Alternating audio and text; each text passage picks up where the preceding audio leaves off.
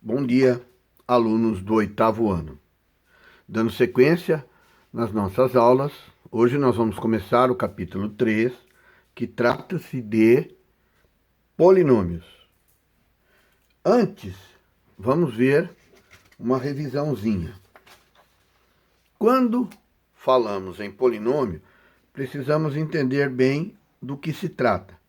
Aqui nós temos uma equação, sinal de igual, equidade.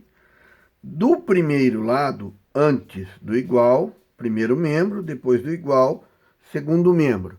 No primeiro membro, nós temos 1, 2, 3, 4 termos. No segundo membro, novamente, 1, 2, 3, 4 termos.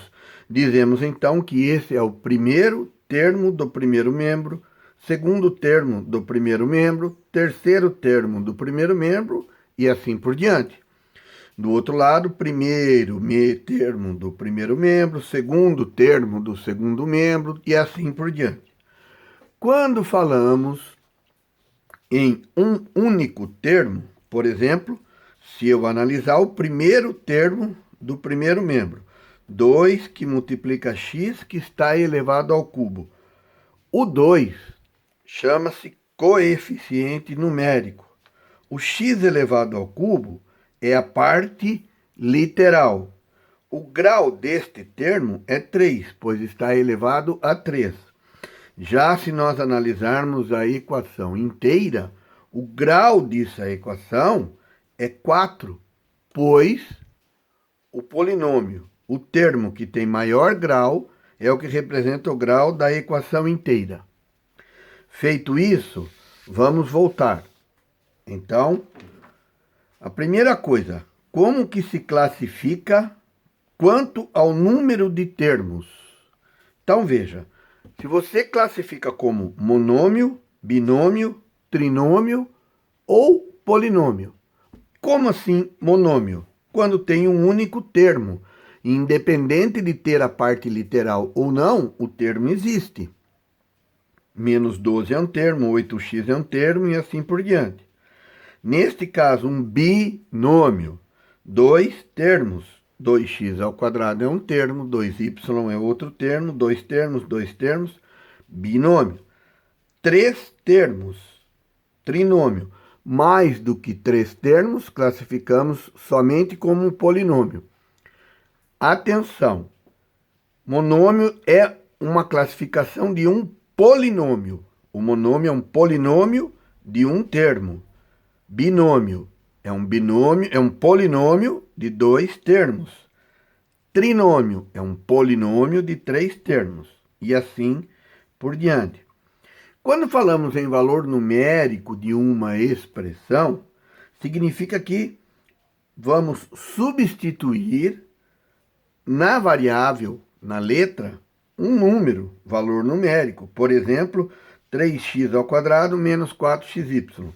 Trocando x por menos 2 e y por 3, percebemos o resultado 36.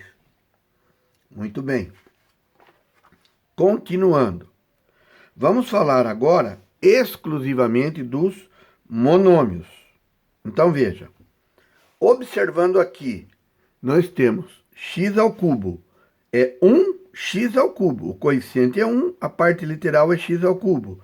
O coeficiente é menos 2, a parte literal é y elevado a 7. O coeficiente aqui é o 4 terços. Os números, o x, y ao cubo, z, é a parte literal e assim por diante. Aí, pessoal, vem a parte mais importante dos monômios. Quando é que dois monômios são semelhantes? Muita atenção. Dois monômios só são semelhantes se a parte literal for idêntica. Por exemplo, 4x ao quadrado. X ao quadrado é diferente de x ao cubo. Então, esse monômio é diferente desse. Se você comparar 4x ao quadrado com 3 menos 3x ao quadrado, você vai observar que aqui é x elevado a 2, x elevado a 2. Todas as vezes que todas as letras do termo elevado ao mesmo índice da potência, nós podemos dizer que trata-se de monômios semelhantes. Simplificando, quando a parte literal é idêntica, os monômios são semelhantes. Isso é importante para fazermos operações com monômios, como adição e subtração. Quando você pega, por exemplo, 2x ao quadrado mais 5x ao quadrado menos 3x ao quadrado, você percebe que x está elevado a 2, x está elevado a 2 e que x está elevado a 2.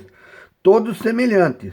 Então, são os mesmos termos, dá para juntar. 2 desse mais 5 desse menos 3 desse. Como se fosse 2 lápis mais 5 lápis menos 3 lápis. Então, 2 mais 5, 7, menos 3, 4, 4 lápis.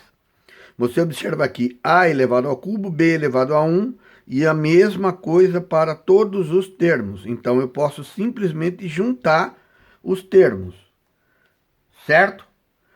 Como é que eu faço multiplicação e divisão de polinômio? Então, veja, na multiplicação de um polinômio, não precisa ser termos semelhantes. Na adição e subtração, só posso adicionar ou subtrair os termos semelhantes. Na multiplicação, pode ser termos diferentes. E aí é aquela velha máxima que nós desenvolvemos juntos. Número com número, letra com letra. Por exemplo, 2x2 vezes menos y3. Perceba que o coeficiente é menos 1. Número com número, 2 vezes menos 1 dá menos 2. X elevado a 2 vezes y elevado a 3. Neste caso, atenção neste caso, número com número, 3 vezes menos 5 dá menos 15.